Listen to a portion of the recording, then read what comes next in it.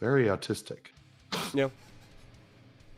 But no, You I'm would gonna, expect I'm of gonna have to somebody. officially disagree with Goodnight Spoon that I thought the Imitation Game was great. But maybe it's because I had a bit of a connection to it because I have seen an Enigma collection Mm.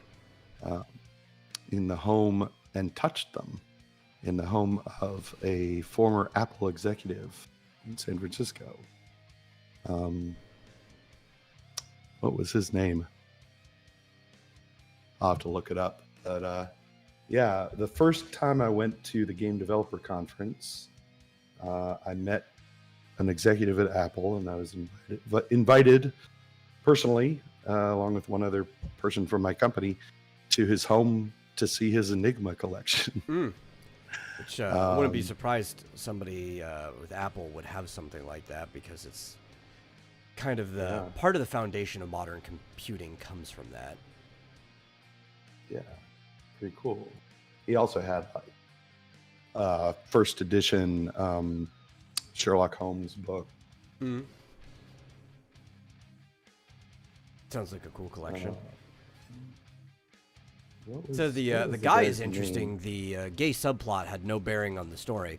Well, I've never seen it. I didn't even. Well, I've seen parts of it. I didn't know the name of the movie was what's it? The Imitation Game. Until you just told me. I've only seen a few scenes from it, but what I've seen was fine. I did not even see anything from the gay subplot. I knew that Turing was gay, though. So I would have assumed that would have been covered in the movie. It had absolutely nothing to do. I think it was basically brought up in that he had a female friend who it was briefly mentioned that, like, you know, he pretended she was his girlfriend, essentially, just because it wasn't you know, acceptable for him Yeah. to potentially be gay. But I guess maybe near the end there was a bit about it, but it had really nothing to do with the, you know. Yeah, the I movie don't know. had Like I nothing. said, I haven't seen the whole movie. I've seen a few scenes. That's it. Yeah. Goodnight Spoon says why he did saved America from the Nazis, then they cut his dick off for being gay. I don't know if that was in the movie, but yeah. No, he was chemically castrated. Yeah, I don't think they ever cut it off. Like, that would be a giant leap if they decided to do that in the movie. They basically gave him what they're giving children now. Yeah. Give him you know, the whatever they call it, the Well, I remember puberty back in the blockers day, or whatever. one of the reasons they did that, though, is because there's this crazy idea that if somebody was gay, that they would also kind of be into cheese pizza, if you know what I mean. Mm-hmm. Which I feel so bad for the people back then. Like, goddamn, it's awful. Oh, okay. I gotta write this guy's name down. Glenn Marenker. Glenn Marenker is a former Apple executive, lives in San Francisco. He has actually an extensive Sir Arthur Conan Doyle collection, as well as a very extensive Enigma machine collection, which is also Fizz Chozo's here. Hey, Fizz Chozo. Hey, which is the machine that we're talking about, the Imitation Game, the machine that the Nazis used, or I guess the Axis in general. I don't know, maybe it was just Germany, used to send encrypted, or to encrypt messages before they sent them over the airwaves. And it was it's like a typewriter. It's like a big old typewriter. Oh yeah, I've seen. It has, you know, all the letters, you know, for anyone that hasn't. And it's got these spinning gears that would essentially, when you pushed a button, like pushed a letter, it would light up. It had two alphabets. So you'd push a letter and it would light up a different letter. You'd write that down. And then you push the next letter, it would light up a different letter. And every time you pushed one, the gears would turn a little bit. And so if you did A twice, it would pop up with a different letter each time. And of course, the Allies were able to get one, and so they knew how it worked, but it was, even having one, it was uncrackable.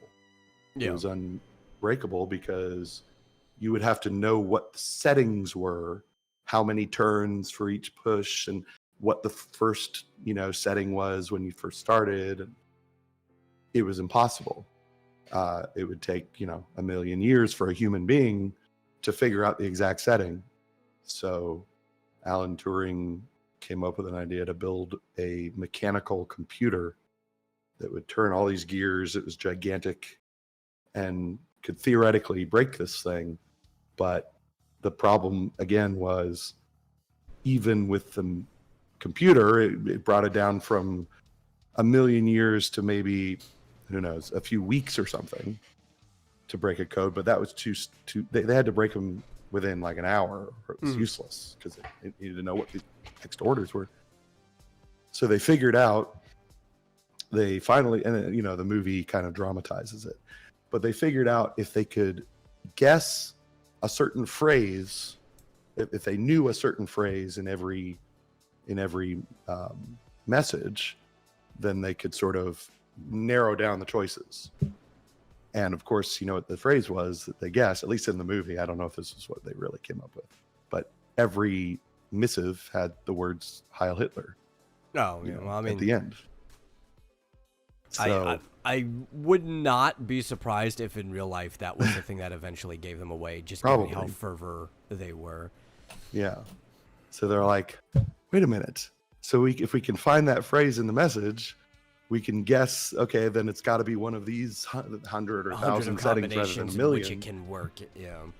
Yeah, and so they put that into the machine. He's gonna click, and they're sitting. Oh, of course. Yeah. So they're showing the machine, and they're like waiting, just staring at it, moving, and then it stops because they've been always like waiting, and it would just never stop. And it finally stops, and they're like, "We got it. We got the code. We got the settings. We got the code. We broke it." So it was amazing. I love that movie. It's really good.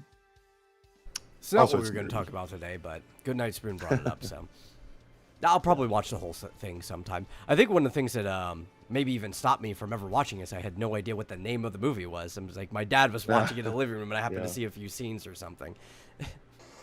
The Imitation Game. Yeah. Highly recommended by me, anyway. So anyway. Yeah. I will hold off on talking about the one that I will highly recommend, but because you haven't watched it yet, I'll get you the movie soon. But I would say after seeing it, I do recommend Late Night with the Devil, and we'll talk about that in some future episode, probably just next week, because I'll get you a copy of it. I was reminded like a day or two ago, I probably would have gotten it to you already. Yeah, I just didn't. I thought of it over the weekend, and then I didn't think of it until like an hour ago. I was like, oh wait, I should have watched that. Oh well. Yeah. But I did try. I tried to find it. I couldn't find it. Anyway. Yeah. Anyway, welcome to Super Serial Showtime, everyone. As always, I'm your host, The Metal, and joining me is my co-host, Marsupial Gamer. It's okay. I can be a ho-host. You can be a ho-ho. They're pretty tasty. But as always, if you enjoy the show, please share it out with somebody else who might like it. And if you really want to go one step and beyond at any time during the show, you can donate to the Soda Fund at streamlabs.com/vomitorium live. Really helps us out. And if you leave a message, we'll read it, even though, like, I don't know. If you're in the chat, unless it's something really stupid, we're probably going to read it anyway. But you can send links without being discriminated against by YouTube or Twitch's bots. Yeah. Oh, hey Doc. You don't have to read his username. He also goes by Doc. Oh, okay. Yeah, I was like, what does that say? I get it. What? Yeah, in Discord he could change his name, so he actually appears the same. But like, the bot will take what his actual username is, and that'll go everywhere. Which I laugh every single time I see it. Hilarious. Yeah. But I guess to start off, we do have the list of all the upcoming anime shows. No, it's fine. It's perfectly fine. Especially, I know who you are. I know what name to call you. It doesn't bother me at all. Let's talk Kenji. Oh, did you want me to? I have a brief. I mean, I don't know. Yeah. I have a brief, somewhat depressing breaking news. Oh yeah, that we can don't start have with to that. talk about. But you know, Comic Storian. I know on YouTube? of Comic Storian. Never watched a So he single passed video, but I did hear about that. Yeah. Yeah, he passed away. It was apparently an accident, so wasn't sick or anything. But that's tragic accident. We don't know anything more. His wife posted on his YouTube channel that he passed away. So just wanted to let people know if anyone cares. Hey, If not, Phasma. still sad. Yeah. It's still sad. Like, I've never watched a video, but I've always heard of the guy from other people. You know, being in comic circles, you hear about it a lot. And anytime somebody like that passes away, it's still a pretty sad event. It's a good channel. I mean, I've watched a lot of his videos because I didn't know. I'm not a huge like. I don't know all the lore of all the comics that I'm interested in. So he has a lot of videos on. Oh, you want to know all the deep lore of the Phoenix Saga or this or that? You know, it's like he's got videos on everything. It's it's a good channel for normies like me. Well, Not political at all. Hopefully his wife has access to the channel itself, or however their payout is, and the revenue from the channel will help her out in this harsh time. Yeah, I hope so. I hope he was already, I would imagine and hope that he was already wealthy. So hopefully she's all right. We always try to think of And if he was smart, so the channel will continue to get views. If he was smart, hopefully he had life insurance. Yeah, I will say, if you're young, life insurance is very cheap, just term life insurance. So never hurts to just, you can get like a $2 million policy for like $20 a month. Hopefully he had something like that. It's a lot harder when you get to your 40s and 50s. I doubt I would get rates that low, but well, I'm a known hazard. Also depends on, depends on your health, I guess. I don't know about the health. I think the other lifestyle choices affect it too.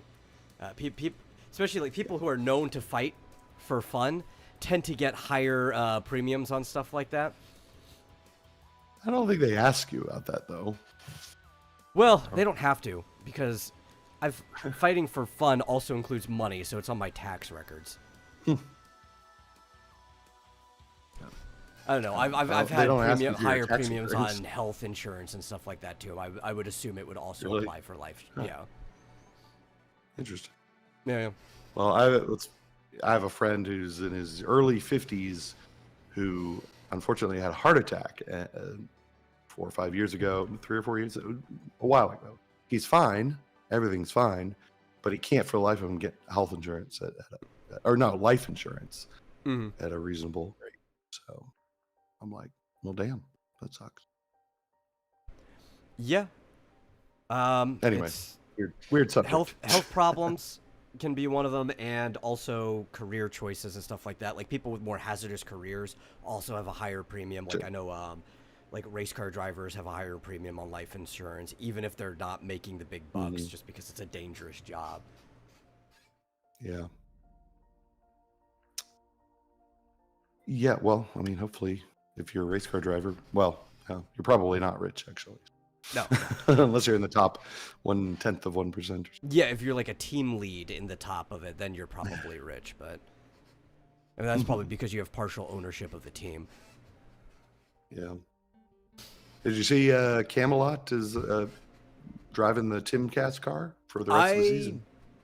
Saw the car. I didn't know who was driving it, but I did see the car itself. Yeah, that's pretty cool. Yeah, Camelot got it for the whole rest of the season for the I guess it's what they used to call the Winston Cup. I don't know what it's Yeah, they haven't called called it now. the It's Winston like Cup in a long time, but that's because I haven't watched it cigarettes in a while. haven't been sponsoring it. I think even when I was still watching it, I'm pretty sure the Winston Cup was the same one that became the Nextel Cup, but I don't think it's the Nextel Cup anymore either. Yeah, Because it's the second tier. yeah, because like when's the last time Nextel even was important? Because they used to make those like work walkie-talkie phone things.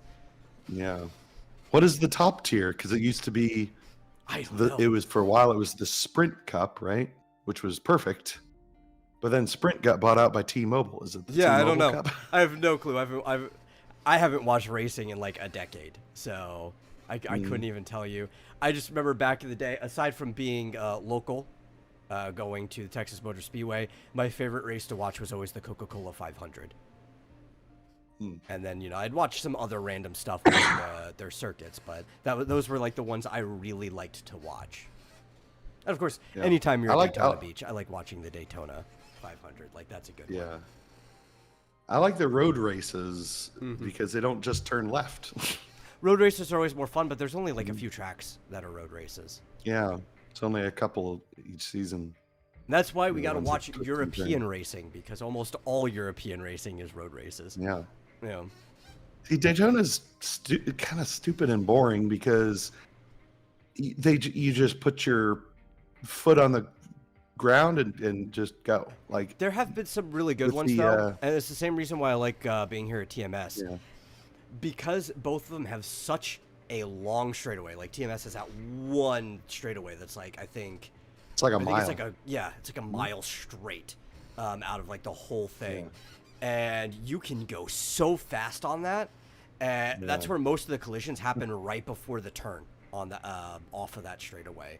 And it's just very a lot of the Yeah. precision parts of the now- driver's skill come out when they're trying to pass each other during that part. Yeah. Yeah. But now they've got the restrictor plates, Mhm. so even just putting the pedal to the metal, Yeah, it's not as fun. they don't go as fast as they used to. So Anyway, I guess it's better since ever since Dale died. They wanted to be safe. They want to be, safe and everything. yeah, it's the start of the bad year. Well, Yeah, back to anime. yeah. So Anime. So we have ongoing releases. Some of these things I don't think are actually anime, but people are using the term way too loose now.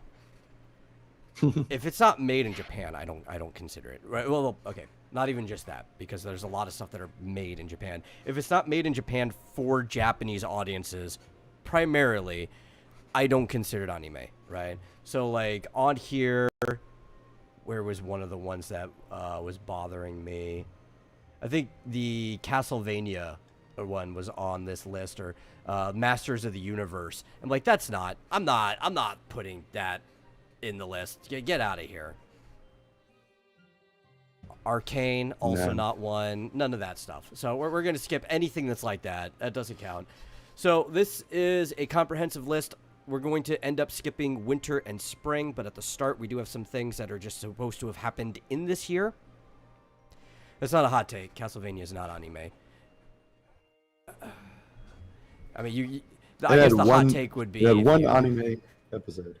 Yeah. Go It would ahead. be hot if you tried to argue with Netflix, I guess, but like any reasonable person is gonna say that it is not anime. So, yeah, Arcane is made in France. Yeah, but I'm still gonna call it an American animation because it's made primarily for an American audience, and I think the audience is a big decider on things, right? It's like Thundercats was primarily animated in Japan, but it was animated for an American audience, so it's an American animation, right? Avatar, a lot of the coloring and stuff was done in Korea, right? But you wouldn't consider that like a Korean cartoon. Actually, I think even a lot of the line art was done in Japan too. Was the original Transformers G1, was that animated in Japan? I think that was mostly animated in Japan, yeah. But audience is a big factor in whether we consider something, right? Yeah. Molten hot take is garbage. I also believe that Castlevania was garbage. So, I mean, you're at least on my side here. I know other people enjoyed it. You enjoyed some of it, right? I enjoyed it, but Yeah. I didn't think it was great. I think it was watchable. I mean, I don't recommend it, but it was. It quickly it became wasn't bad. unwatchable to me, but I guess as a big Castlevania fan, and the fact that so much of it just didn't feel Castlevania, that was the big turnoff. Yeah. I'm not. I wasn't a big fan. It's not like something I would watch again. I was glad I watched it once. Like, not a recommend, but I didn't think it was terrible. That's just Make it very difficult for you to be ornery. Well, I'm sorry. Some of those takes are the same as mine, so it's just the way it is. So this year, sometime, they say they're finished, so I don't know if it just means they haven't been released yet or they don't know. But the next season of Frieren Beyond Journey's End is marked as finished. Obviously, Dungeon Meshi is ongoing. We're still watching episodes of that, which we did catch up on. Wasn't that the last episode? Was it the last episode? I'm pretty certain. Well, I'll have to check. I don't know. I just know I'm caught up because I watched it Thursday. Classroom of the Elite is getting season 3. Blue Exorcist is getting season 3. The Maraboshi movie is out now. One Piece Egghead is ongoing. Solo Leveling is finished. And the 7 Deadly Sins, 4 Nights of the Apocalypse are out now. Most of these things are things I'm never going to watch. Just don't care. I've always heard good things about Blue Exorcist. I've never given it the time of day. I don't know if I'm going to ever watch it. It's one of those things that's like, I've seen clips. It seems mildly interesting. There's definitely way more things I'd rather watch first. Mm-hmm. Yeah, no, there's at least one more episode. Sorry. Okay. For some reason, I thought that was the last one. No, not quite. So we're going to skip to summer because all the spring and winter stuff have already released. So here's our things that are coming out starting in July, because that's when the summer section. Well, actually, oh wait, some of the June stuff is considered part of the spring release. Let me rewind back. We're at the 10th now, so anything after that. Ultraman Rising. I forgot about that. That movie is coming out on the 14th. I do love me some Ultraman.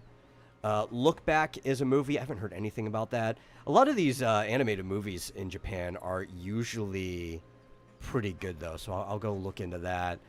We are getting new Code Geass, Rose of the Recapture, which I recently rewatched the original Code Geass Lelouch of the Rebellion, so I might check that out. Rising Impact, I have no idea what that is. Blue Lock, Episode Nagi, which is a movie for the show Blue Lock. I've never watched Blue Lock. I've heard really good things about it. I don't know. That's another one of like, I don't know if I'm ever going to watch it, but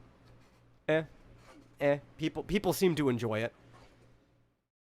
But summer, we have Oshinoko, season 2.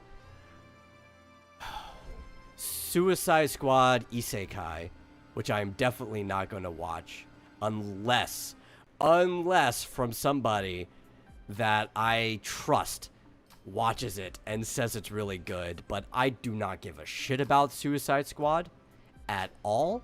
It's probably going to be the best iteration in modern times of it because the Japanese don't fuck around. But I just don't care. Are you going to watch it? Am I going to watch what? I mean, it's an isekai for the Suicide Squad that's made in hell Japan no. for Japanese audiences. No. Yeah, I just don't care. I mean, I guess they could possibly make it better than every American version, but They probably would. But yeah, it's the characters. No, I'm more I just interested don't in care about the characters. I'm more interested in the 100 girlfriends who really, really, really, really, really love you. I've heard of that one. Yes. Just getting a season 2. Yeah. Or that time I got reincarnated as a slime. Yeah, get more of that. We've got Tower of God is getting season 2. It's also one I haven't watched. That's a manhwa adaptation, I believe. That's a webtoon. Is where Tower of God was from. But I've not read or watched it at all. Yeah. I froze up reading about season 3 of Spy Family. We're going to get to that. That's the next topic after we go through this list. We also have Kengan Ashura Season 2 Part 2. I guess that's one of those ones where they're separating the seasons into different parts. I don't know if it's because it's streaming first or not, but it's Season 2 Part 2 is happening. My Hero Academia, You're Next, which is another series that, God, I could not give a shit about if I wanted to. I really tried. Everybody was reading it. I got through like the Stain arc of My Hero, and I didn't like any of it, really. The spin-off Vigilante was pretty good, but I just could not get into My Hero. The whole time, I'm just like, I would rather be reading the stories of All Might when he was young. Isn't that must be up to season 8 or something, right? I mean, hasn't it been going on forever? It's been going on for a while now, yeah. Something like that. We also have, oh, no, I don't count this, because it's going to be American animation. They have the Tomb Raider animation on the list. Oh. That's not anime. Blue Lock Season 2 starts in the fall. So if people who are watching Blue Lock can be happy. Dan to Dan is coming out. Again, I don't count that. Dragon Ball Daima starts this year too, which is the last Dragon Ball project that Toriyama got to work on before he passed. And in some ways, it's going to be similar to Dragon Ball GT, at least the start, but it's everybody's going to be turned into kids. So we get Kid Goku back. So I'm gonna watch that. That's going to be pretty funny. Kid Goku was still my favorite part of Dragon Ball to date. But so I'll probably be excited to watch that. And no, that's also not one. We'll skip that. Here's the to be announced things that we know are supposed to come out this year. Supposed to, but we have no idea when. Beastars Season 3, another thing I don't care about. Bleach 1000-Year Blood War Part 3, which I've been meaning to get into, but I want to rewatch Bleach before I get into 1000-Year Blood War. And man, is the original serialization of Bleach fucking long. I just need to go and knock it out. That's all that needs to happen. But I've heard really good things from 1000-Year Blood War. Like, the animation actually looks pretty good. And I'm glad it's finally picking up the rest of Bleach, because I think when in the manga does 1000-Year Blood War start? I think it's about 2/3 in. So this is like the whole last third of Bleach never got animated in the original run, and that's what we're getting now. I don't consider Devil May Cry, though there is a Devil May Cry anime, a classic that you can go back and watch. The Netflix animation isn't going to be one. From Me to You, Season 3, Moonrise, One Punch Man, Season 3 is supposed to be happening this year. Supposed to. Yeah, that would be nice. It's been a while. Yeah, I don't trust. I love that series. I don't even remember different acronyms. It's not even TBA.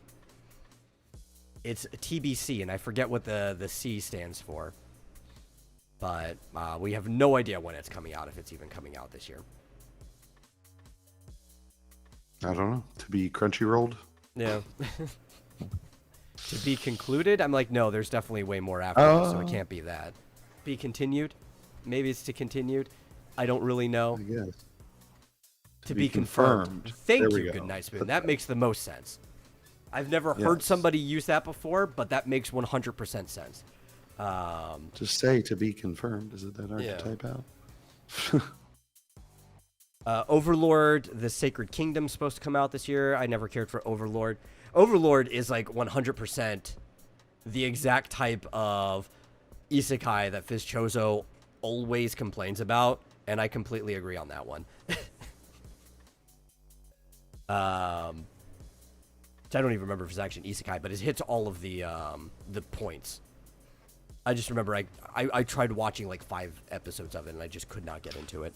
The Rick and Morty anime, which is actually an anime. It's being made in Japan for Japanese audiences based on that kind of trial short one that they did on Adult Swim when they were doing all the different Rick and Morty things. So, I don't know. That could be fun. Probably not. Yeah. We'll wait and see. Don't know TP Bone. And Uzumaki is supposed to still be coming out this year. Which I really hope they do. I really like Uzumaki. I've been waiting, Adult Swim, who's been funding this project. When the hell is Uzumaki coming out?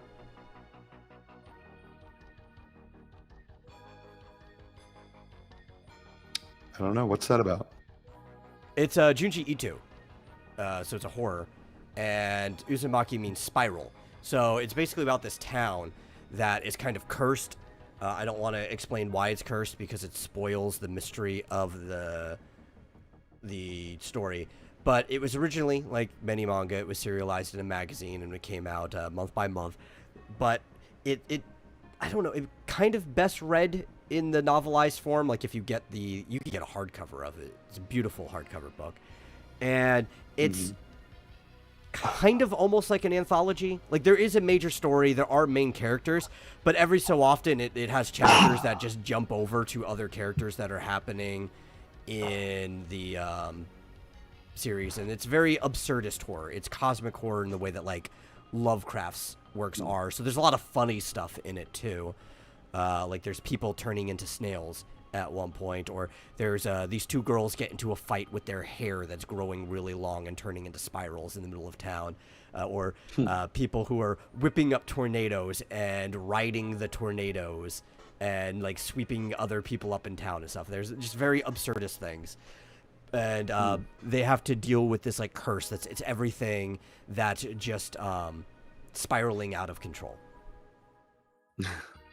There's a woman with very long magical hair in Frieren too. Yeah. But I'm really waiting for it. I love that type of absurdist cosmic horror. And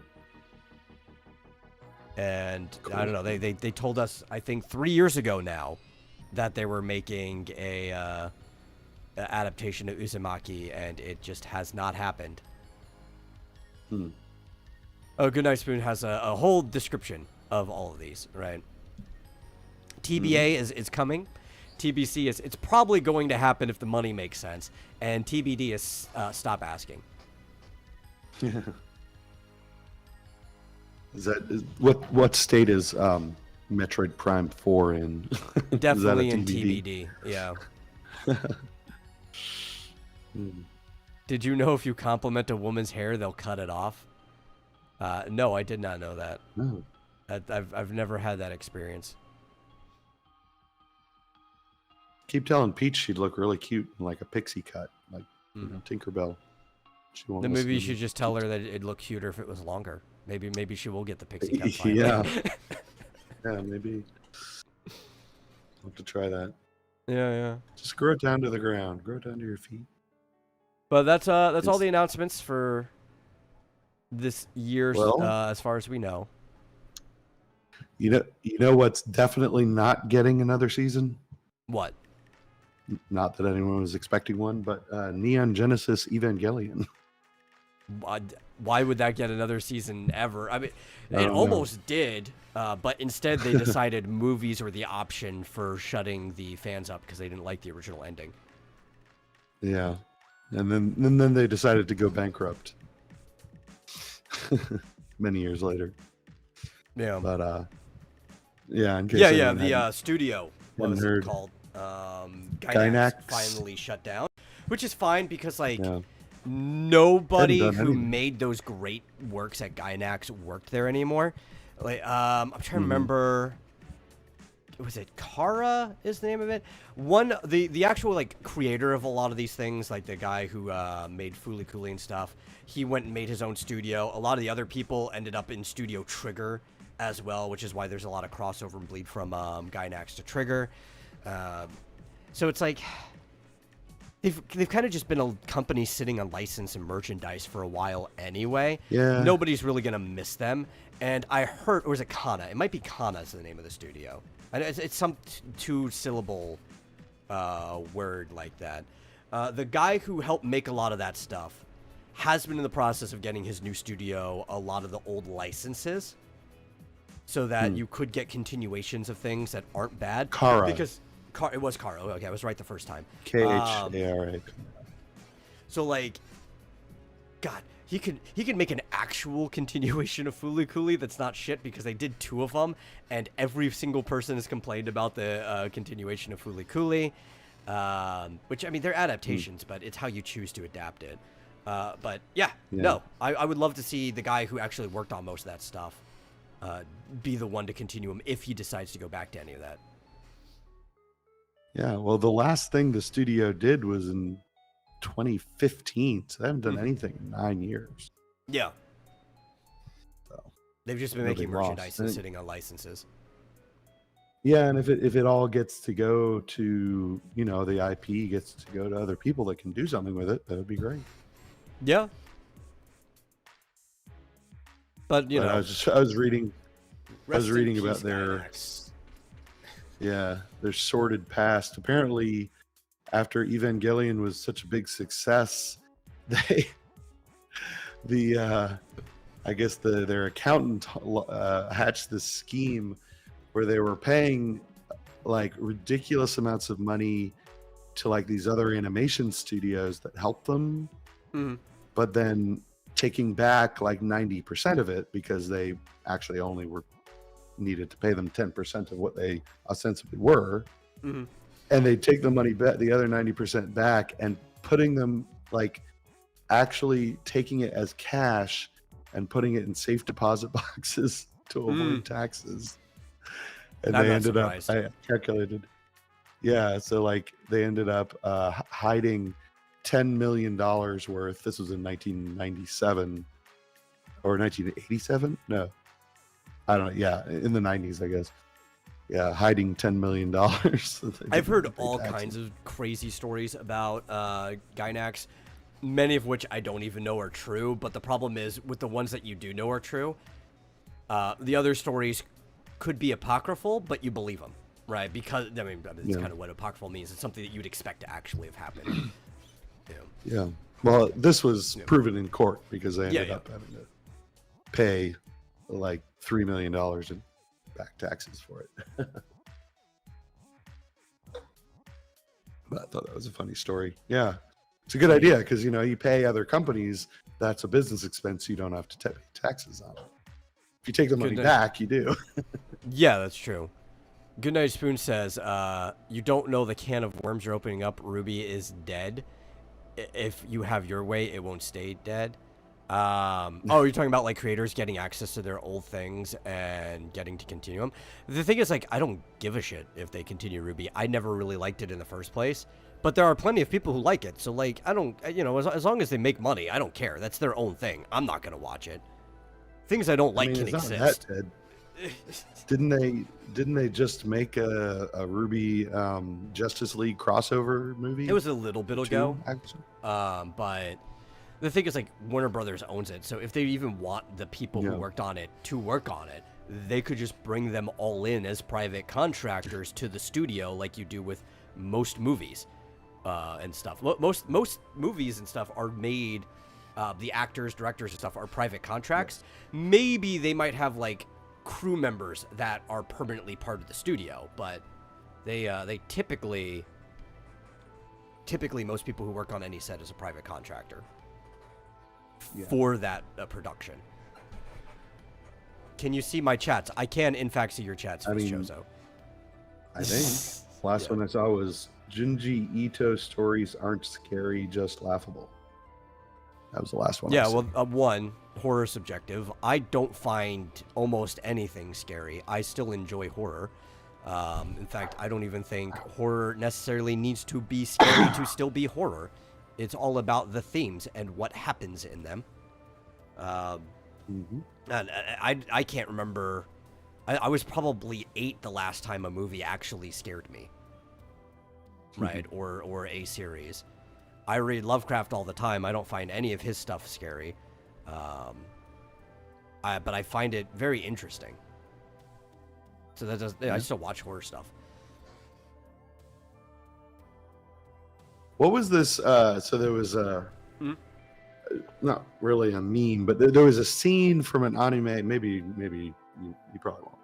I don't know if you'll know what this is. It was something that was going around that I think Niche Gamer tweeted yesterday, where a guy is like sitting next to a girl and she takes his hand and puts it on her stomach or something, and she's kind of, I don't know what I guess she's coming onto him or something, and he's just like, wow, you have ripped abs. And she's like, you ruined the mood, that or is something like Konosuba. that. Oh, okay. Yeah, that he was talking to Darkness. Cool. He was their paladin. That's her name. That's the paladin's name is Darkness. Okay, what is it called? Konosuba? Konosuba. Oh, there it is. Yeah, it's hilarious. God's blessing on this wonderful world. Well, I find it hilarious. Oh, it's an isekai, of course. Yeah, it is, and that's actually the one that I always bring up when I say that some of them are actually enjoyable. Obviously, humor's subjective. There are tons of people who don't like it. It's actually one of those very divisive shows where it's like you either really find it funny or you don't. I like it. Yeah, I'm gonna add it to my watch list after I log in, of course. I figured out that there's a lot more. Rewatching it recently, Yeah. and it's also. I figured out that my TV has not only Crunchyroll, which I guess I could have guessed, but I happened to just find it and install the app on my TV, but also has Rumble. Oh, hey, cool. On there, so I can actually watch Rumble on my TV directly. Of course, I could through my PS5, maybe, I think, but I don't know. Yeah, it's directly on the TV. Wendigoon video essay on Cthulhu. Worth it? I enjoyed it. I watched it. You know, I mean, that's thing is, I'll watch almost anything that Wendigoon uploads. So,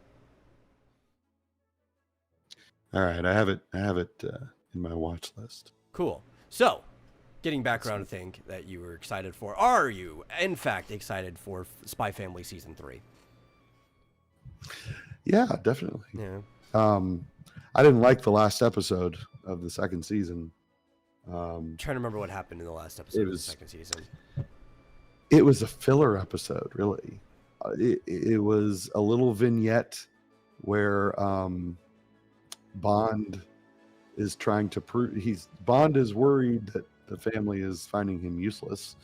So he goes and he leads Twilight to a burning building where he could save somebody, and then he discovers the arsonist. He sniffs out the arsonist, and it's a little self-contained story at the very end. I wonder if they even made that it. Was is that the one where they were censoring out everything he was saying because he was describing how to do the thing he was going to do? Oh, what? Yeah, probably. Because there was the episode with the bomb, right? And he was like explaining how to actually make the bomb out of the stuff in the kitchen, and he was like, they were censoring out all the things he was saying so that you couldn't make the bomb at home. No, I guess.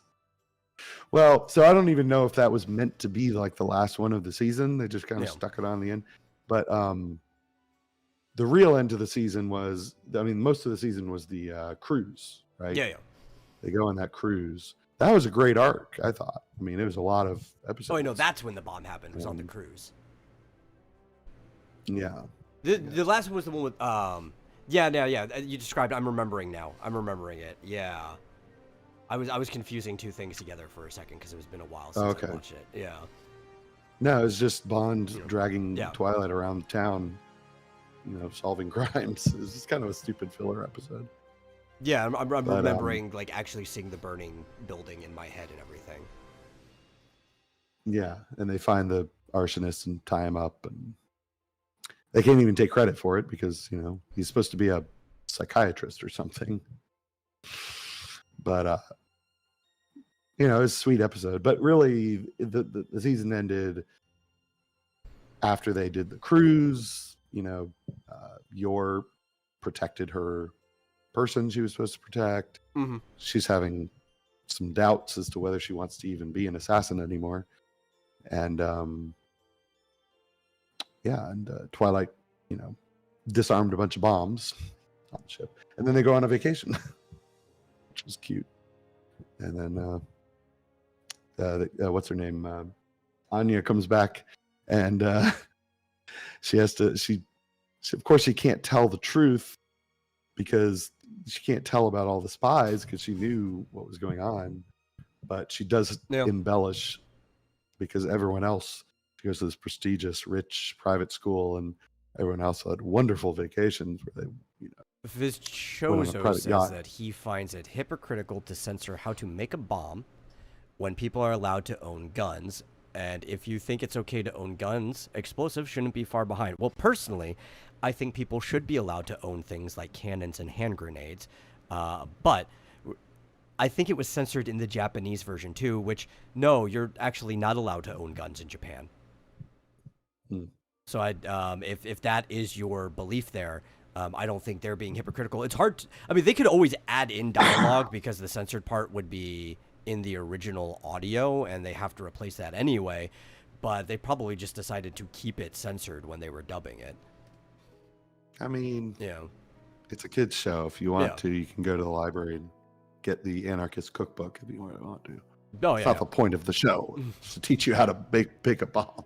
So I don't really care. But like the only people who own guns in that show are all people who own them illegally or people who actually work for their police services. And technically, this doesn't take place in Japan, but they're the people making it, so whatever. It takes place in a fictional version of Germany back when it was split between East and West Germany.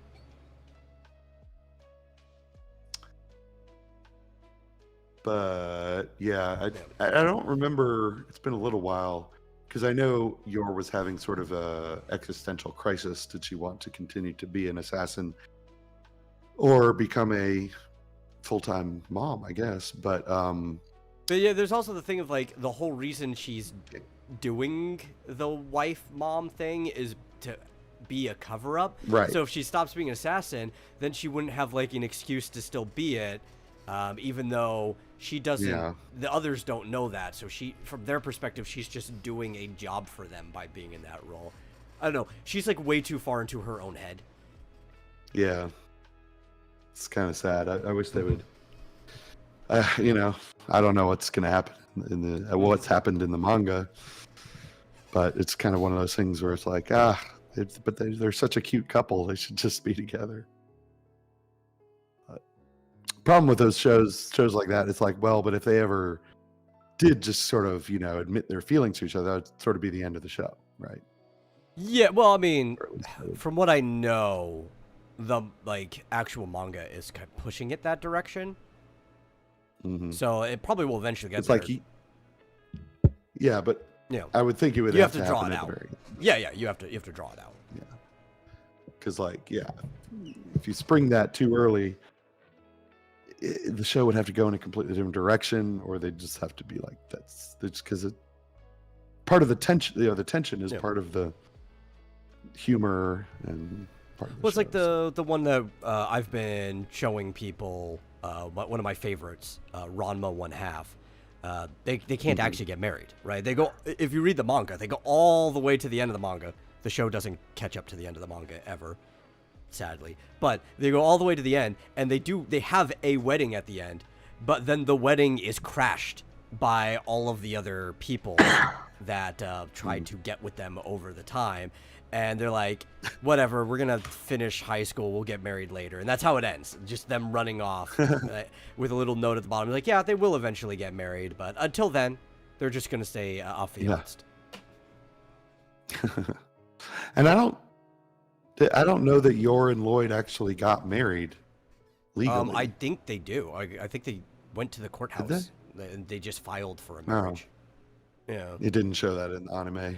But it was kind of just implied. Well, I think they had to make it look right. They had to at least get a marriage license. Yeah. Yeah, I guess so. he used a pin from a grenade to proposition her Yeah. after he threw the grenade. Okay, so Dungeon Meshi. Mm-hmm. What'd you think of this last episode? Oh, it was better than the last one. Mm-hmm. Because they finally got into the story of why Senshi is afraid of griffins. So that was good. It was And very it was sweet. potentially dark. Right, like they were It could have edging you been. on how dark it was the entire time. Yeah. Because it was a dark story Mm-hmm. about Senshi's little dwarf party venturing into the dungeon only to find themselves stuck and lost and having to do whatever they could to survive. With like some implicit cannibalism up until the reveal at the end. Exactly.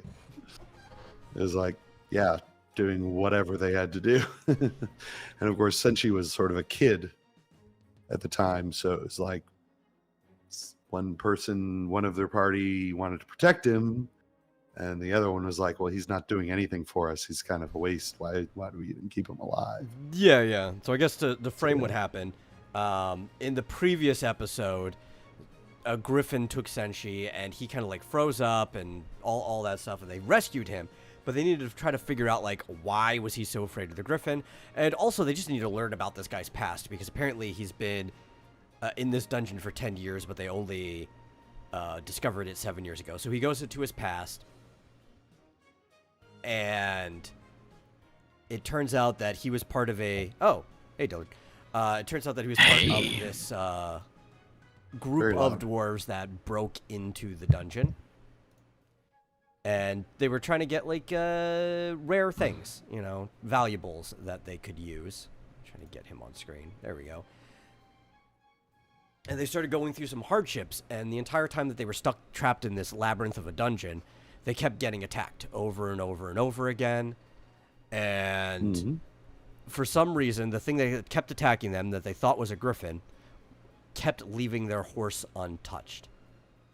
And they died one by one, and the leader of their crew, who was trying to keep this little kid dwarf alive, who later becomes Senshi, dies in the process of killing the thing that kept attacking him, and he ended up he gets fatally wounded. He ends up cooking the meal, and then he dies shortly afterwards.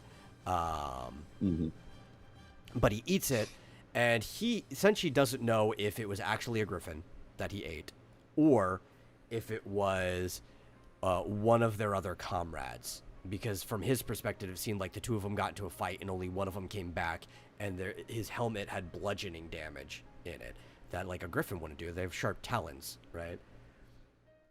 Fast forward years later, he finally gets to try some things, and Laios pieces some things together from his story, and is like, oh, that wasn't a griffin.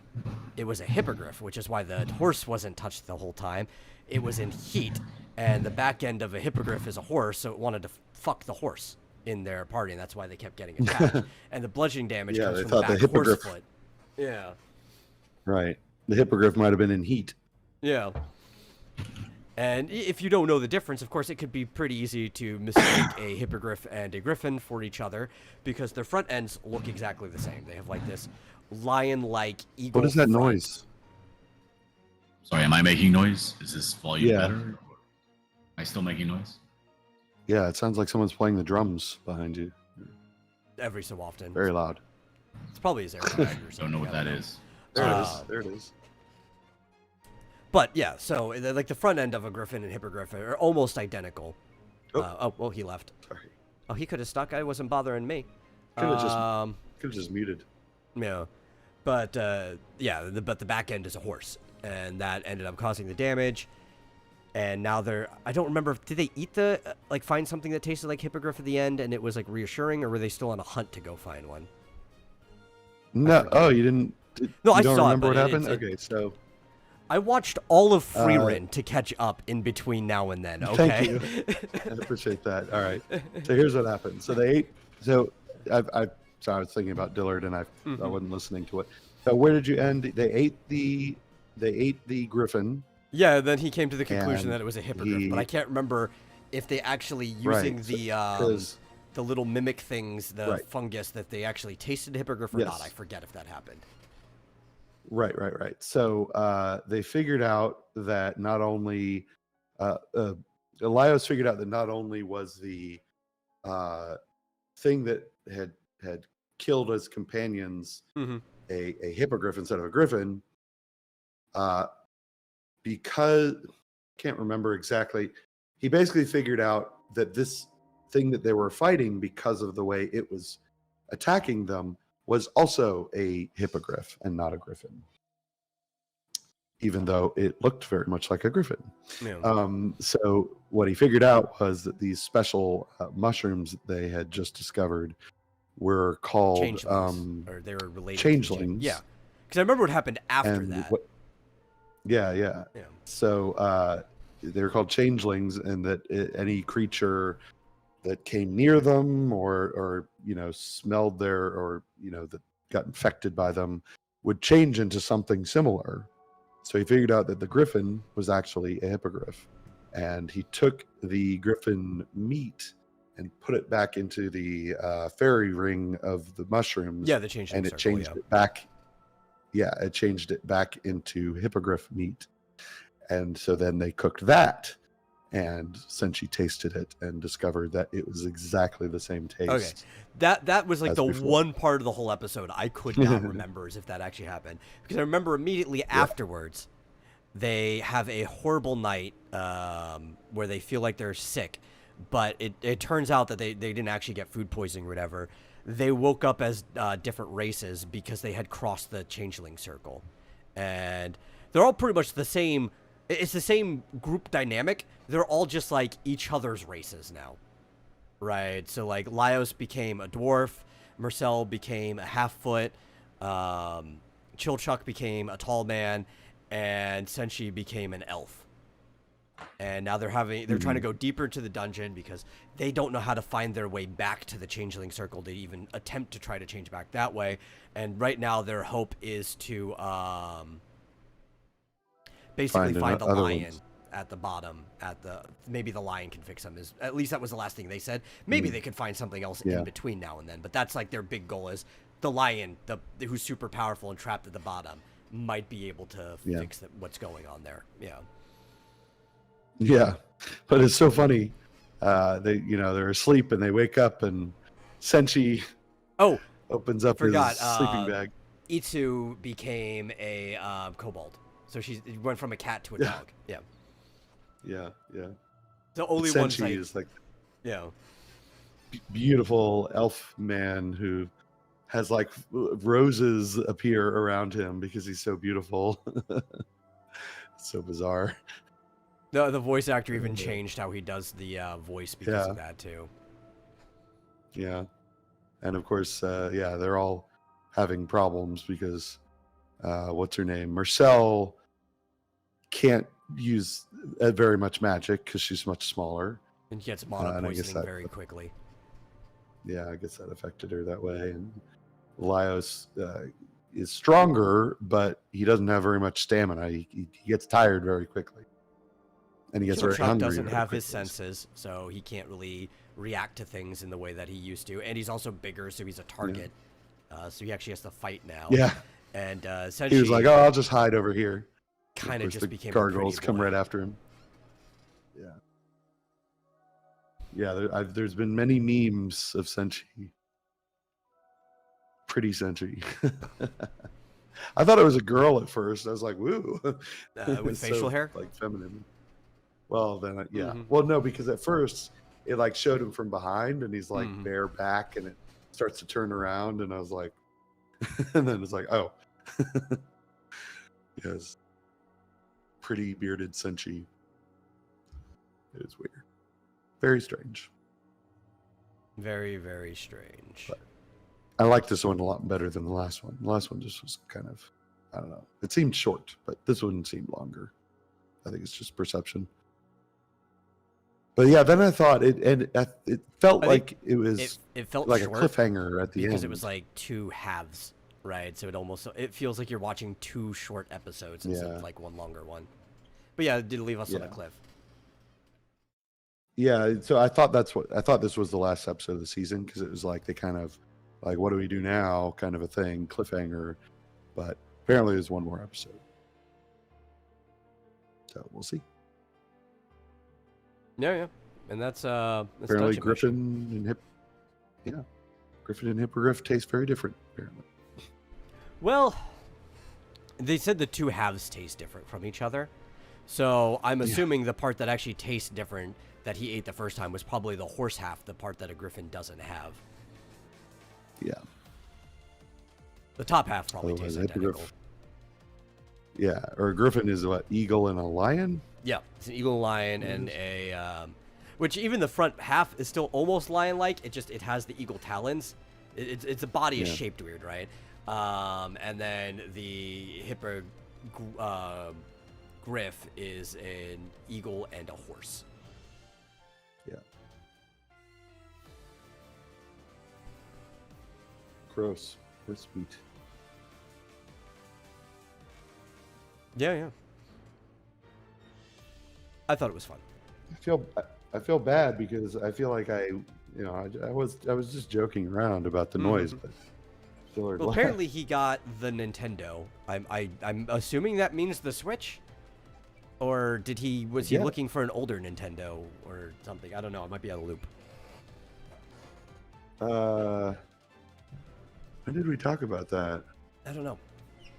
But if he did, he can come back on Thursday and talk all about how much he enjoys his new toy. Yeah. Definitely. Well, I DM'd him and said, please come back. I was just kidding. Yeah, we do still have 30 minutes on the show. There's plenty of time to come back. There he is. Oh, He's in the audience again. Cool. I won't bug you about the noise. It was fine. I was just joking. There he is. Anyway. I also never started the stage. I keep forgetting to do that. It's late, but I don't care. The event started. What does starting the stage mean? Oh, it just lets people who are in the Discord know that we're running the show, basically. Oh, okay. Yeah. I've been forgetting to do it like the last few times, but hey, Dillard.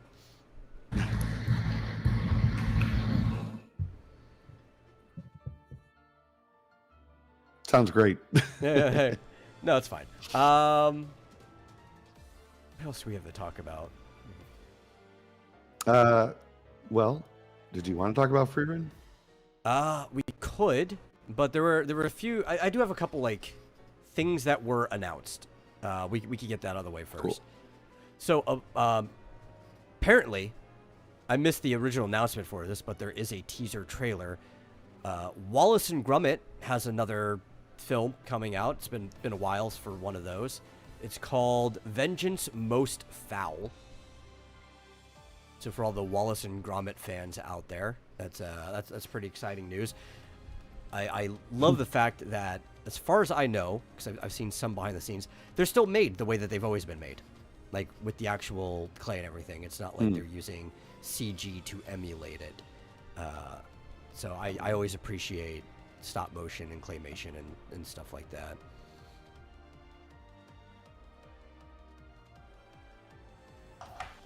So that's going to be fun. It's supposed to be sometime in the second half of this year, which we're slowly rolling into anyway. Can involve chickens, obviously. Yeah. Vengeance Most Foul. A very iconic chicken. We talking clops? Yeah, we talking clops.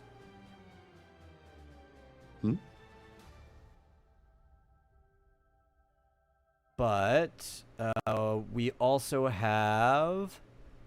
Apparently Zack Snyder's got a new animated series coming out. That could be interesting. I don't know. The screenshot looks fine because it doesn't look like super generic animated stuff. The people are kind of stylized, so I like that. And I do like a lot of Zack Snyder's original works. I just don't like it when he adapts other people's stuff, because he always like destroys anything that he ends up adapting. Yeah. Apparently, according to Joshua Hughes, they used up all the clay in the world, I guess. For stop I motion. believe it. Hey, how does that sound? Sounds fine. Great. Sorry about that. Is it No, a it's fan all or right. something? Yeah, I see your Switch. All right. Oh, you got the OLED one. Yeah. That's the one you said to get. Yeah. I it's a got the good one that you told me to get. Good. I did not get the memory card, though. I got it last minute on the way up to the mountains for her birthday, so I Cool. get the memory card without having it on my, in my person. Yeah. The information, and I left my phone at home for the entire weekend, so Oh, nice. it was on accident. Oh, I thought you did it on purpose. I would have So done it that wasn't accidentally nice? on purpose. Yeah. But yeah, I downloaded the thing that you told me to download. What did I tell you? Yeah, you told me to download the Nintendo Online.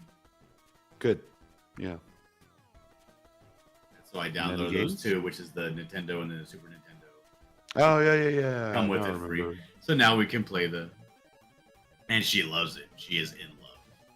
You should also have You should be able to get the Game Boy ones too, and the Game Boy Should be Advance. NES, SNES, and Game Boy, without the extended. Yeah. Yeah, because I saw they had also Sega Genesis, but it's like they require a different subscription plan for that, which is like Right. outrageous. It's the 64 Genesis and Game Boy Advance, I think, are all on the extended one.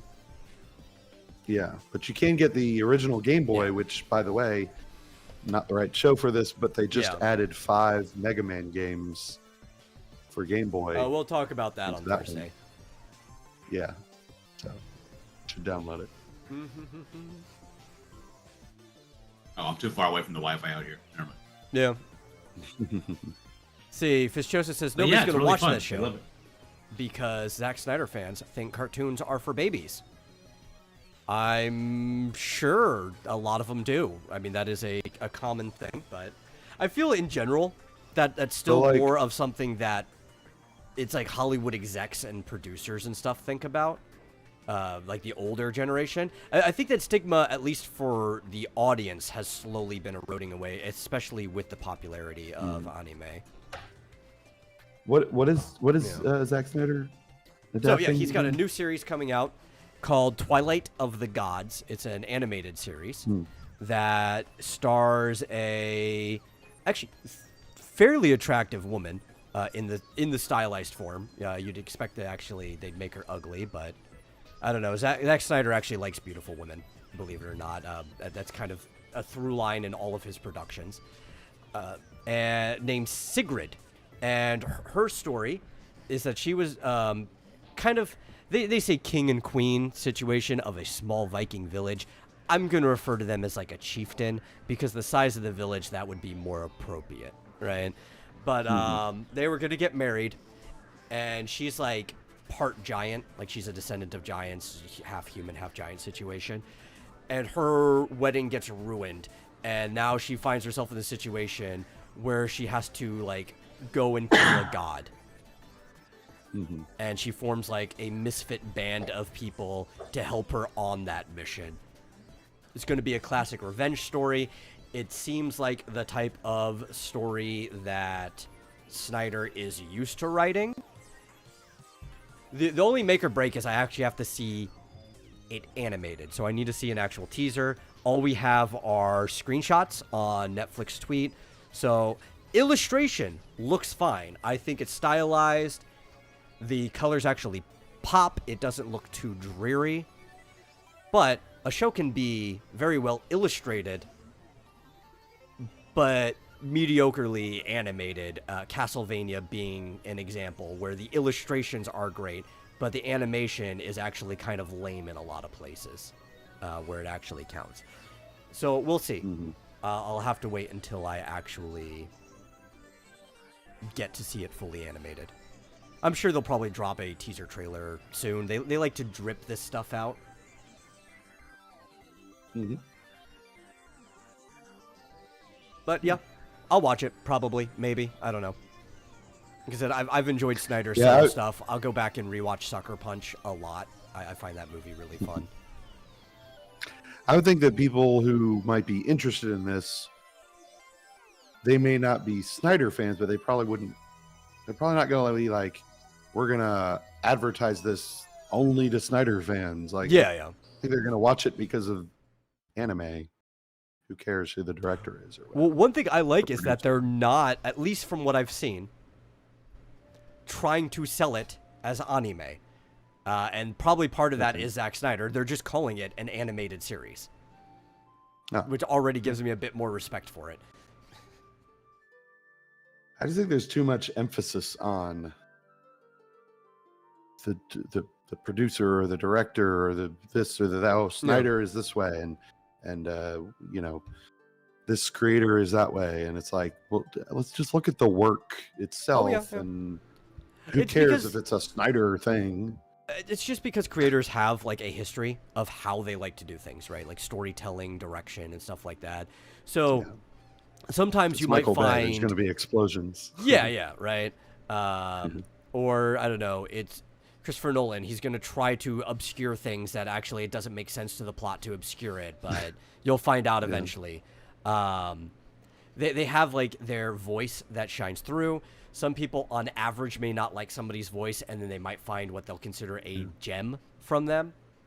Or vice versa, they might have somebody who usually liked their voice, and it just didn't hit them this time. So as a selling point, you're like, okay, at least we have this group of people that usually always watch this guy's stuff. We can sell it directly to them. Mm-hmm. What do you think, Dillard? Yes. Do you like Zack Snyder? I do. I love Zack Snyder. He's just gonna come on here and play Mario. No, I don't really have the wide library of knowledge and information about his films. Really speak of those things that I know for a fact are Snyder. I thought they were good. They were okay. Yeah. Well, did you ever? Can I bring up a slightly different subject? You can, but I also need to use the restroom. Oh, okay. Go ahead. So I'll be right back. I have something to ask John. Did you ever? Did you ever watch like the Rankin and Bass animated movies, like in the 80s?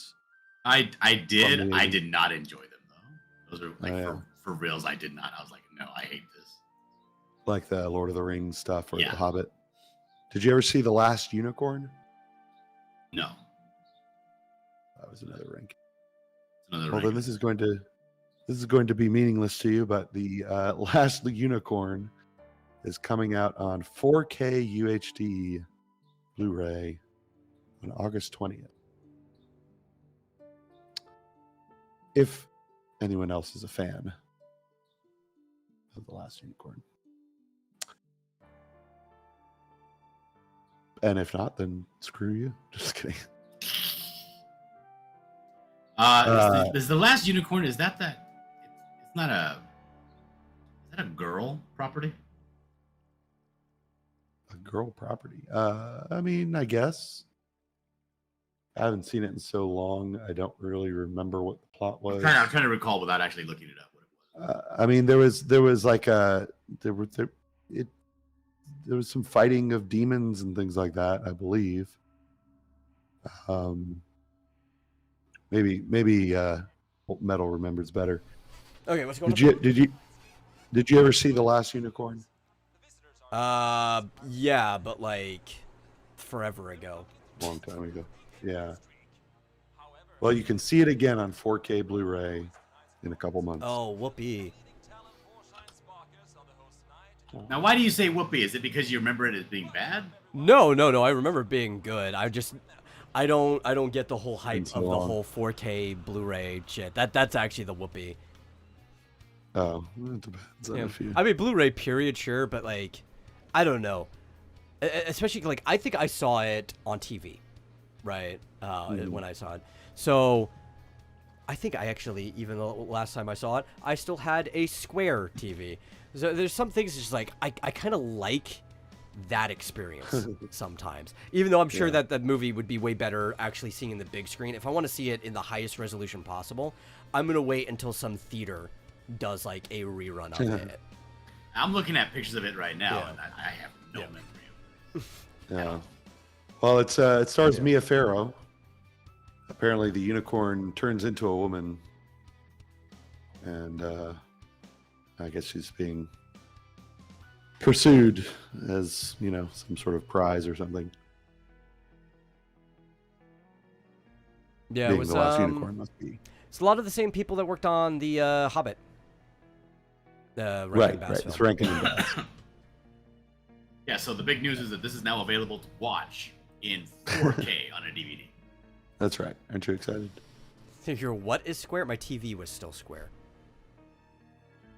3x4, right? Yeah. 4x3.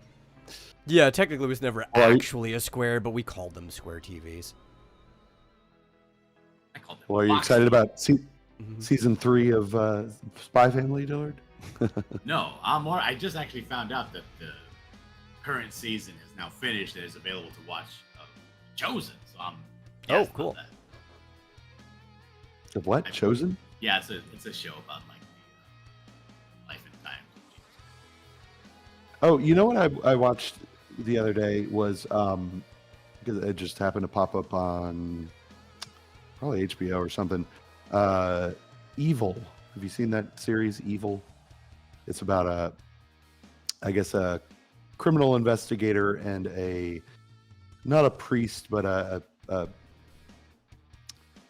guy from the, I don't know, a representative of the Catholic Church who worked together on all of these episodic, cases where somebody is possessed or some demon is doing this or that. Oh, it's a movie you're talking about, Evil? It's a series. Series. Yeah, it's a TV series. I guess it's ongoing. But it seemed good. Oh, he's muted. You're muted. Yeah, we lost your audio. Yeah. Oh, there we go. Wait, I heard What were something. you going to say? I am not muted. Now you're good. I don't know. You mute me. I didn't mute you. It was something with your mic. It wasn't even lighting up. No, I went to that. I went to go watch that movie with my wife and my mom. That movie with Russell Crowe where he plays. Oh, that's the Pope's Exorcist. Yes, dude, the trailer looked so good. It looked like it was like they're gonna take this kind of serious, right? I like that. So we got together, we made a thing out of it. We had dinner, we went to go watch the movie, and it started off so good. Like the first 30 minutes were good, and then it turned into a video game, dude. I was like, no, this is awful. Everything got wacky. What movie? The Pope's Exorcist. Oh, really? Because my wife loves, and we have a bunch of books of the Father Rippinger, that guy that's kind of famous for going around talking about his exorcisms and all that. Okay. But dude, it was just bad. It started off being real somber, real serious. The acting was good, and then it just started to devolve, and you saw it turn into like this hokey horror movie / adventure. There was gonna be like a next time on this kind of movie, you know? That was bad. I've only seen set it up for the ongoing sequel where he's like a demon hunter, you know? I was like, oh yeah. I've only seen clips from that first half then. So like it sounds like it becomes something entirely different than they marketed. Yes. He even has like a queue at the Vatican where he goes and gets like his stuff, you know? Oh, it's bad. Wait, I think I saw that. That was on Netflix, right? I don't know. If it is, I'll I saw watch it in theaters. It could be. Yeah. Oh, I did watch that. Yeah, it was dumb. Yeah. But do you agree that it started off being like having a lot of potential? Yeah. Yeah, and so I ended up watching the whole thing because I was like, oh, it started so good. And then it was like, what? Yeah. It just became silly. But didn't he die at the end or something? No, he becomes like, he's like, well, that portal's open, but there are this many. They look at a map of the world of all these things that are opened up, and you get a team together, and we're gonna go hunt demons. Oh no! I don't even care. Well, I don't even care if I'm spoiling it for anybody. That sounds Don't like go watch this movie. It could be a fun movie if these were two separate movies, and that was like what the movie was the entire time. Russell Crowe, yeah, he was. But like these two halves don't sound like they belong together at all. I don't know. Yeah. Like that first half was like very serious. He was setting it up almost like he was like the progenitor of like Father Merrin, right? The Exorcist. Like he's like real serious. Things are subtle. Not everything is wacky demon stuff. And then the second half of the movie is like everything's wacky demon stuff. Throw magic powder. Yeah. I was trying to. I could barely remember the movie because it just. Mm-hmm. Yeah, I'm trying to remember because it just got crazy. It traumatized me, dude. Probably started doing something else while I was watching. Like, I'll be honest, it was kind of my idea to make a day out of this, and let's all go see this movie. And I was like, I just felt embarrassed, dude, the whole rest of the day. I'm like, oh yeah, there was like a thing where like this other priest came in and they had to like confess to each other, right? I remember that part. Like, oh my god. But I did want to say before moving on, that show Evil, I only got through 2 episodes because it turned out to be awful. And it was like each episode was kind of like that movie. It would start out really good and really interesting. And the demon thing was very, intriguing.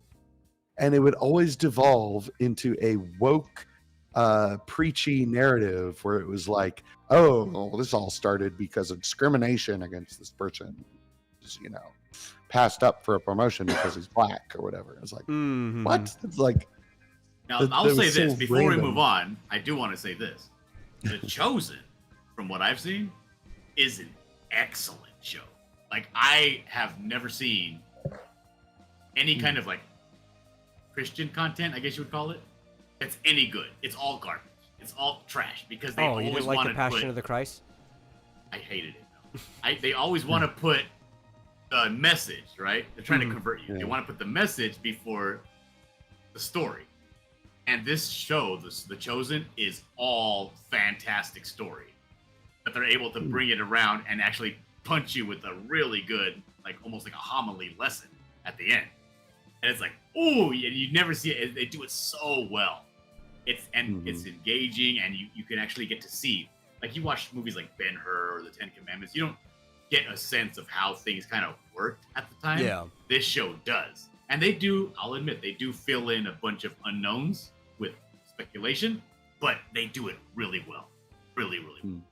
So it's definitely, it's like a show I watched, and it was just as good. I was just as jazzed to watch it as I was for like the next episode of The Walking Dead. It was that. You know what we need? We need an adaptation of an adaptation, and we need an animated adaptation of the Action Bible. Yeah. Get on it, yeah. Marsupial. Well, you do animation. Evil wasn't like that. It was very, we're gonna shoehorn in this crazy twist at the end where, it was actually all about global warming. It was like, what? It was just completely random at the end of each episode. Like, what? Terrible writing. It sounds like the problem there too is how it's shoehorned and also what they're choosing, right? Because if you are going with classic demonology, the thing that allows demons in is usually the weakness of the heart. So if it was just like, it doesn't have to be racial. If somebody was discriminating against somebody for some other reason, like, I don't know, maybe somebody did get a job that like a promotion that they wanted or something. Historically, that is how like a demon would get in, and that would be fine. They just don't have to be all preachy about it, or like what they're specifically choosing is because of woke reasons. Yeah. And it wasn't that it was preachy. It was that they would just like, it would be the twist, and it was like, oh, by the way, this is all because of racial discrimination. It's like, but you didn't even hint at that anywhere in the episode until the very end. What you want to do is you want to like Law and Order or any of those shows where like Law and Order starts with them finding the body or something like that. You want to start with like a cold open that maybe shows how the demon got in, right? Like actually show the weakness in the heart that caused it. And then you also want to have them trying to figure out how the demon got in, because a lot of times that's also how you would figure out how to get rid of it too. Like you can make a whole mystery case out of this or whatever, almost like a crime scene investigation show. Yeah, because I'll give you a specific example. The one I'm thinking of, it took me a minute to remember which episode this was. This girl is dead, and they bring her into the autopsy, and they start to like cut her face open for the autopsy. And on the first slice, she wakes up and she's alive. And like right before that, a priest had come in and like whispered something into her ear, and then they found like video of like a ghost going by the video while they're trying to revive her and all this stuff. And it, it's very intriguing. What is this ghost? And they figured out somebody else died nearby, right? So maybe the ghost is this other person, and maybe the priest somehow brought her back to life. It was all very interesting and intriguing. And at the end, it was like, oh no, actually no, because she's black, you didn't spend enough time trying to revive her, because we figured out that you don't spend as much time trying to help black people or whatever.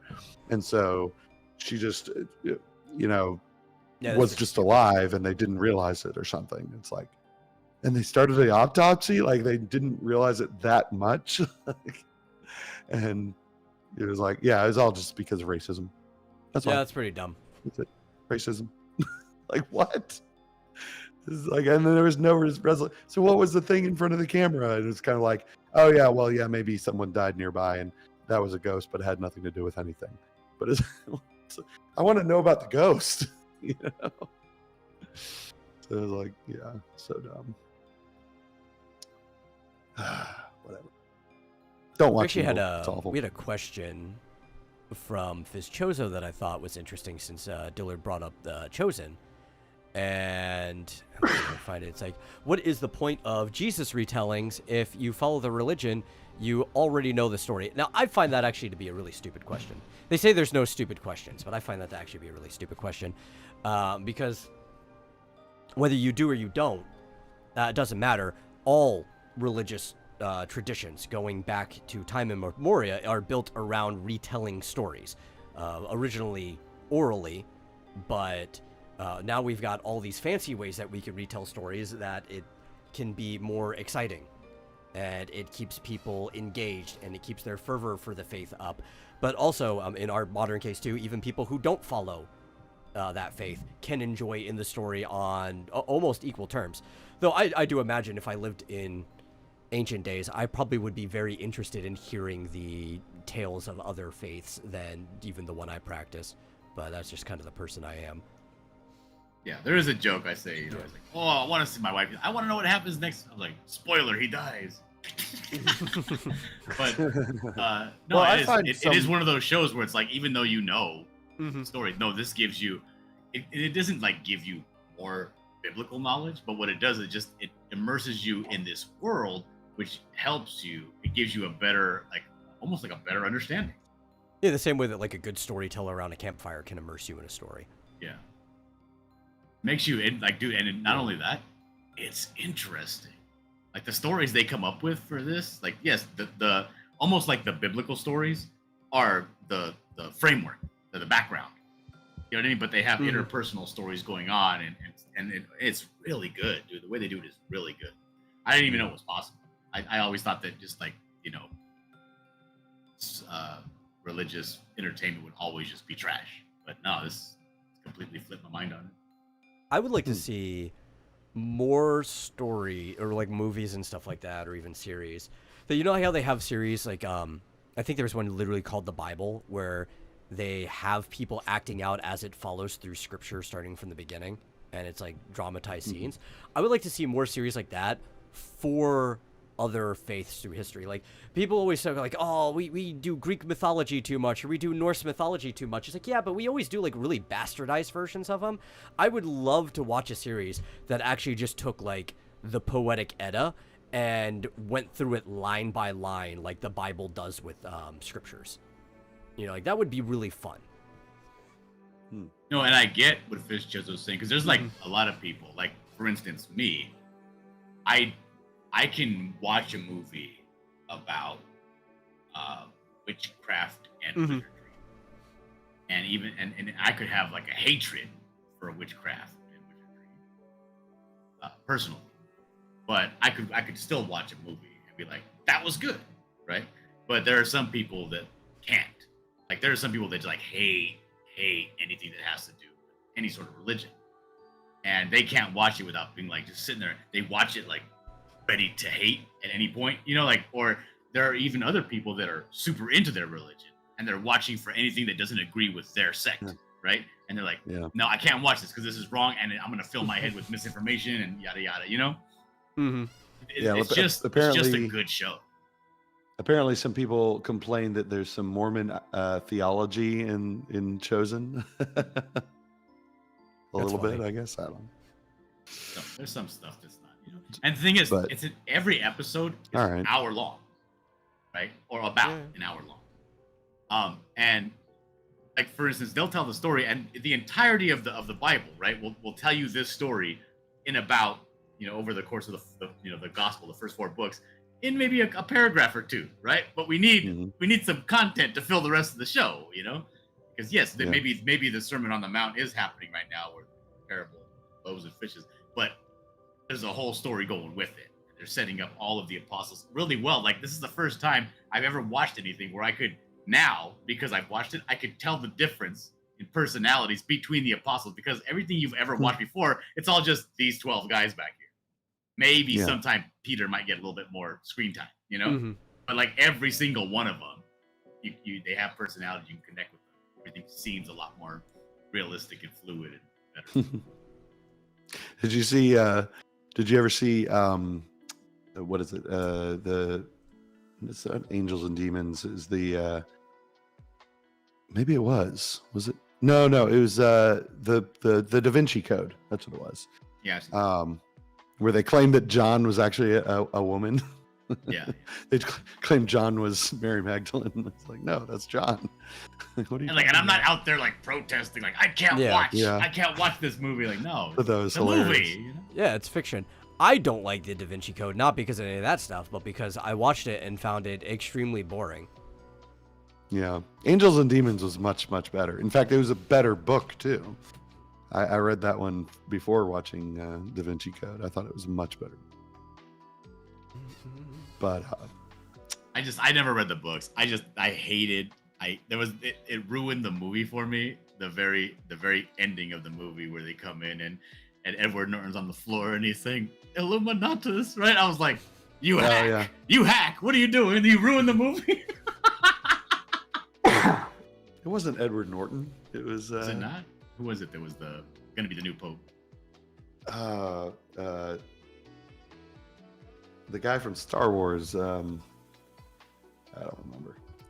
I'm looking it up. Yeah. Oh, Ewan McGregor. Ewan McGregor. Yeah. Okay. Is it Ewan or is it Ewan? Ewan. Is it Ewan? I've heard it both ways, but I've never heard him say his name. I always hear somebody say Ewan because they want to make it sound Jedi. It's Ewan. Yeah. But you know, I might watch at least some of The Chosen. I might start to watch it because, you know, Vizchozo said he thought non-Christians wouldn't watch it. That might be true, but I'd be interested in it because I don't know any of the stories because I've never read the Bible. I'm not Christian, so might be interesting to watch. You read what we considered the first half. I didn't. Well, I mean, I've never read it from beginning to end. Yeah, I've read snippets. I'm never doing that again. I did that once when I was in catechism. Never again. Read the whole thing? Mm-hmm. Yeah. A few years ago, I might watch it because I find the stories fascinating. Like Lord of the Rings. It's not worth it. I read that. I'll tell you, the Silmarillion is not worth it. I tried twice and couldn't get through that. God, like how most people feel about the Silmarillion, I almost feel that way about the Hobbit. I'm like, even this is getting a little bit too weird. I read that like twice. I read through the entire Silmarillion. Oh God, so boring. maybe it gets more interesting in the second half, and I It missed doesn't. it. So I was afraid of.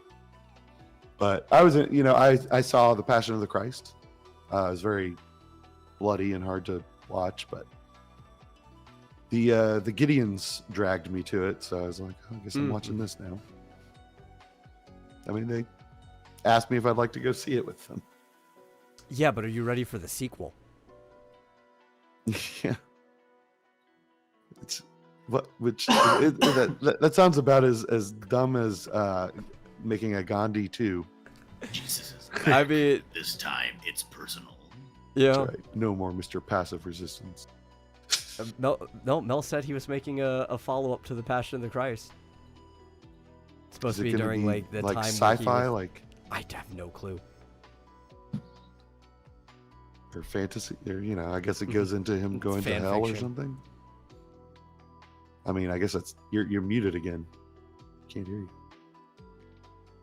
Are you for reals? No, there you go. Yeah. Sorry, what were you gonna say? I'll say it's going to be a zombie movie when Jesus dies Yeah. and all the people wake up from the dead and they walk the streets. Oh, it's going to be good. I read the full DOS 6.2 manual. That was a horror book. I think there was a Bible on the Game Boy too, Yeah. that you could read. I mean, not sci-fi. Sorry.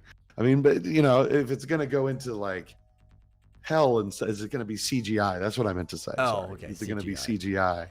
Sorry, I used the think he wrong was one. supposed to be about the years that he spent walking the earth after he came back. Oh, I think that's so what see, it's that supposed- might be interesting Yeah. if he did something interesting. I don't know. Yeah, he Well, goes to like people recognize Africa. He goes to visit Joseph Smith. Yeah, right. That's what I was gonna say. Didn't he go to Yeah, I don't Utah? think that's the type of movie that Mel would make, being a very devout Catholic. Oh, speaking of Catholic, look at that. I want to see hell. I mean, come on. Yeah, like your crucifix on you. No. Oh, dog tag. They're tangled up in here. Oh, I got this scapular. My wife buds. bought. She took the kids to church without me.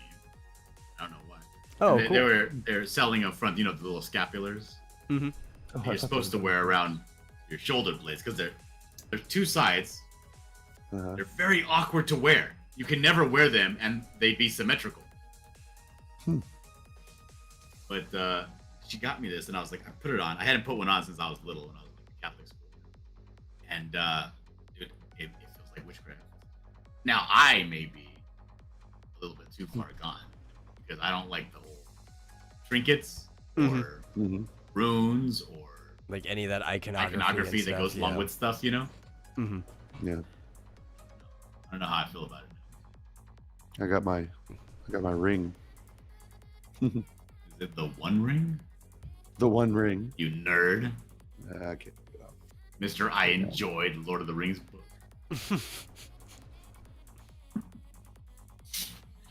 Just No, it's don't it's forget my that you put that on over your engagement ring, headphones when you get back basically. up. Yeah. I just did the same thing. I just ripped my earphones out of my ears.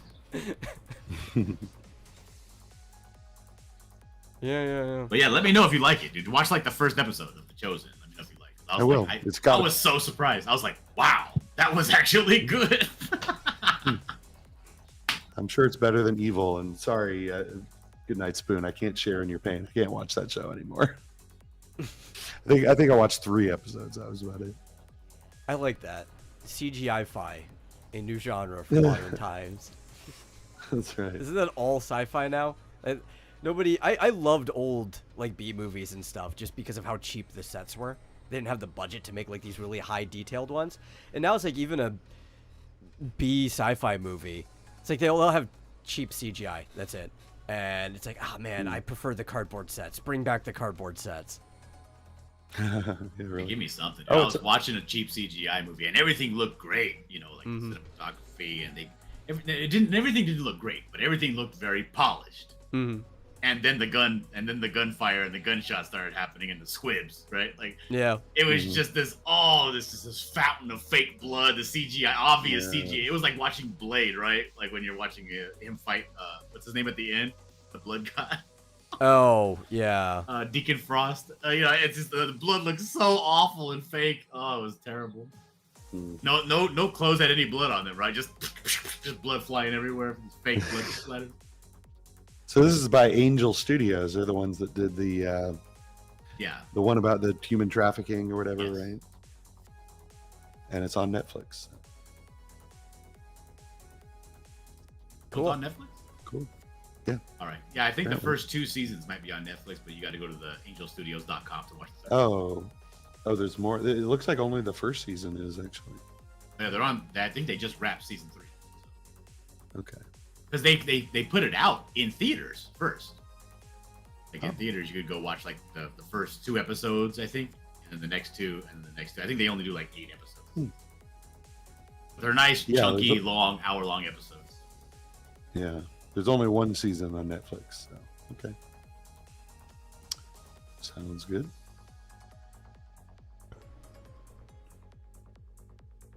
Anyway. Cool. Since we're over. Finished Free Run, I've got nothing else to watch. We didn't even talk about that. I guess I know. Monday Next time we'll talk about it. Yeah, but that's the show. We're over by like 11 minutes. Thank you all for coming on. Thank you for showing up, Dillard, and thank you all for watching. If you enjoy the show, please, for the love of God, share it out with somebody else who might like the show. Get more people in here. We'll have a good time. It was a pretty loaded chat today compared to normal. And if you really enjoy the show, you can go one step beyond and donate to the Soda Fund at streamlabs.com/vomitoriumlive. Really helps us out. And we'll see you guys on Thursday. We'll be talking games and stuff. See ya. Maybe Dillard will come on and show us his Switch. Yeah, it'd be the perfect show to actually talk about that. I'll show you this cool new game I found called Super Mario Brothers 2. Oh. Game of the year. Every year running, according to Video Game Donkey.